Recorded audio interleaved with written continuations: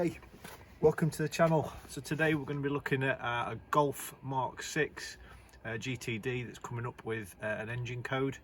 If you look on the dash, the money light, as South Main Auto call it, is on. So when we plug in the computer, just a simple OBD reader, we get code 261A. And that's actually down as the Coolant Pump I open circuit, which is the auxiliary coolant pump on VW or VAG group cars. This one's failed. I've changed it recently and I put a really cheap one on, which I shouldn't have done. So I've now got a OEM one, which we're going to change today. Okay, so the first thing we're going to do is take off the belly plan. We've put the car up on axle stands.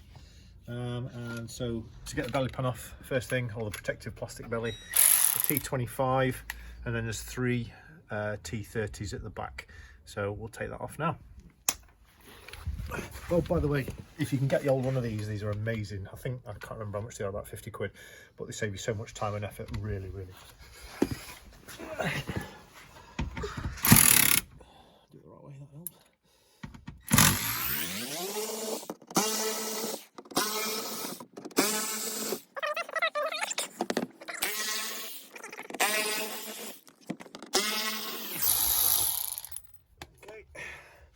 That's the T25's done. Now the T30's on the back. These are actually screws rather than self-tappers.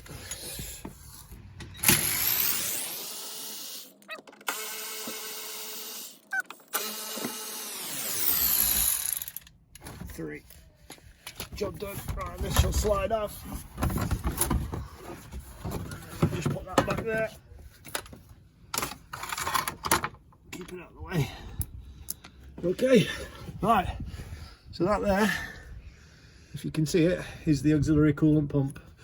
Now I bought a cheap one, so I had to mount it differently, and the screws sheared when I took it off as well. So it's now coming up as failed again.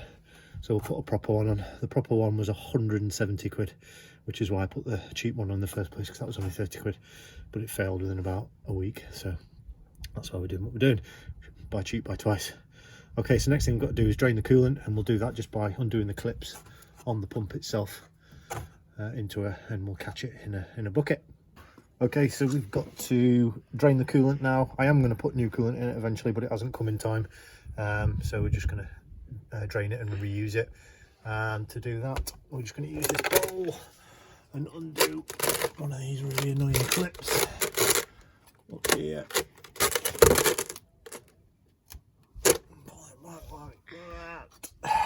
Bearing in mind that the engine's cold, you should never do it on a hot engine, because this will be pressurised and it'll burst and burn you. I hate these clips.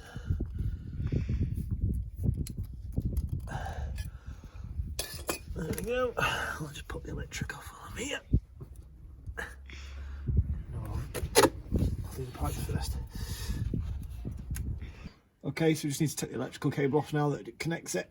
Just lift the tang at the back, and that's it disconnected. Right, if I remember rightly, I just made a clamping plate and just screwed it on, which I now need to undo.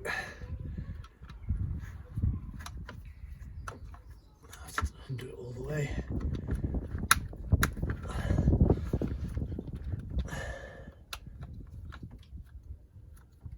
This is a bit of a bodge just to get through until we've got the new pump. Oh, and there she is. Right, Daisy, let's go and put that on the bench and we'll compare the two pumps.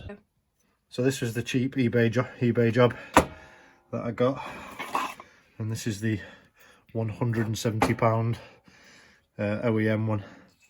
The part number for anybody that wants to see it. Don't know if you can see that.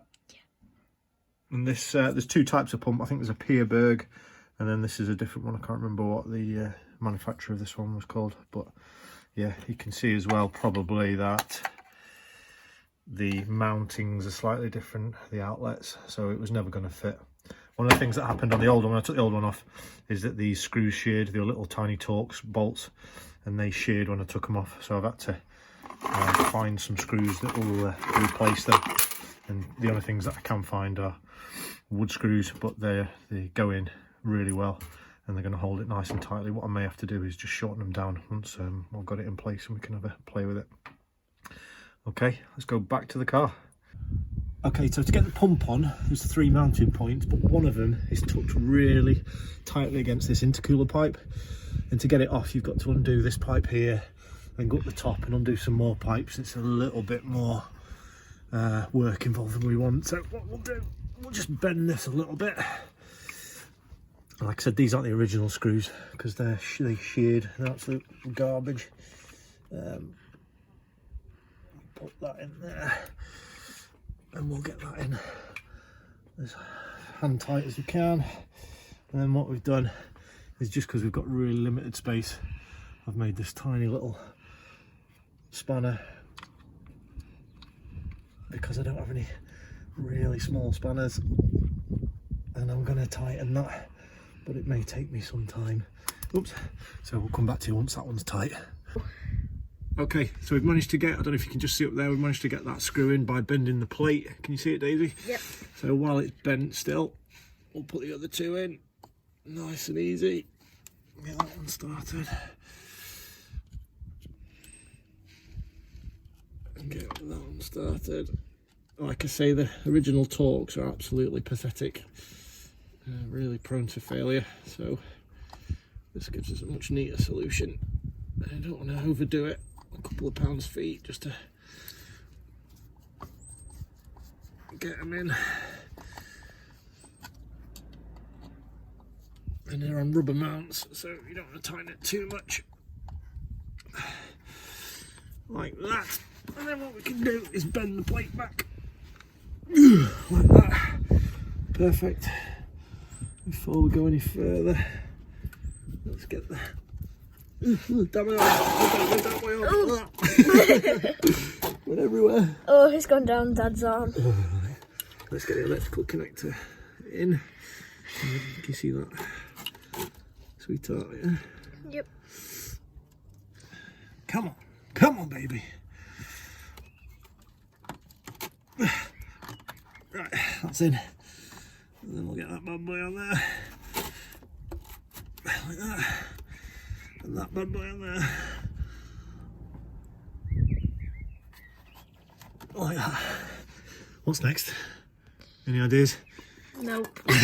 Right, we need to put the clips back on. I'm not the master. Otherwise we'll get a bit of a leak when we start it up.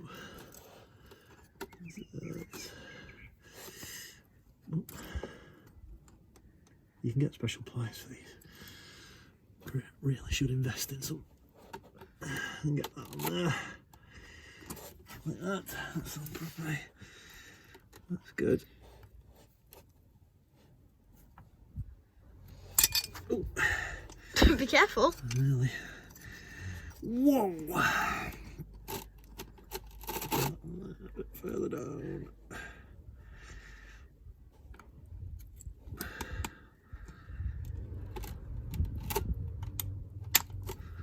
Not far enough down. No, it's not, is it? Make sure it's on properly.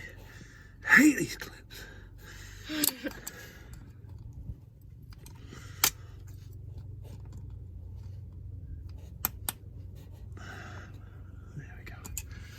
Okay, and she's on. So, electric cable plugs in, they're on, nice and cool.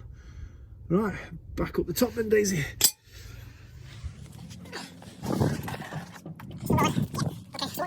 Coolant. And what I do is I'm going to put the original coolant back in. But what I am going to do, just in case there's any contaminants in it, I'll run it through a bit of a filter, a bit of a rag. And it catches any of the debris that may have come out. Like I said, I am going to renew the coolant, but it just didn't come in time. I've ordered it.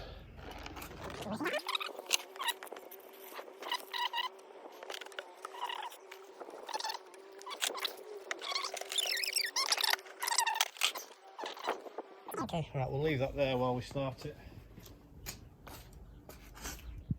And then we'll check for leaks and we'll get back to you. Okay, so we've let the car warm up and we've bled the system.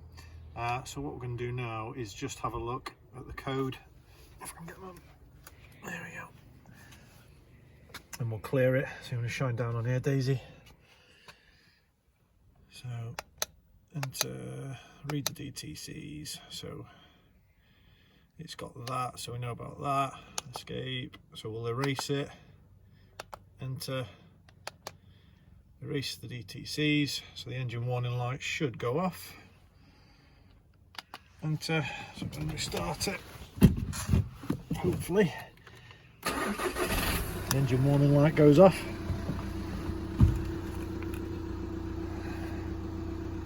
And has not come back on. Originally I cleared it and it came straight back on. Read down there, Daisy.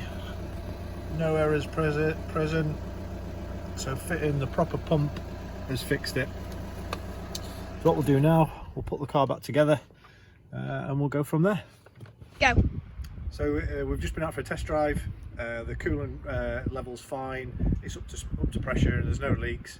So the moral of the story there is don't fit cheap eBay parts. Thanks for watching.